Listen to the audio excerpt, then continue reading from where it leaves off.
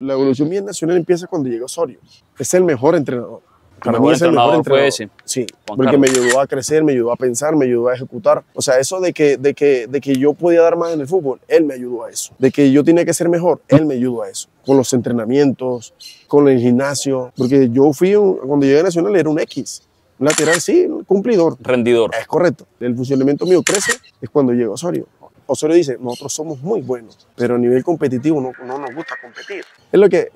Eso fue un cheat mental que Osorio siempre ha dicho. Hermano, si viene un malo área, compita. Chonque, lo que eso no pasa nada. Y nuestro fútbol colombiano es que pase y siga. Porque antes era así, no sé, ahora ha mejorado mucho. Por eso todo el mundo, es que Osorio no. Ese man, cuando venía a trabajar, era trabajar. Y uno, el que le gustaba, tenía que pendiente de ver qué es lo que él hacía. Absorber al máximo ese señor.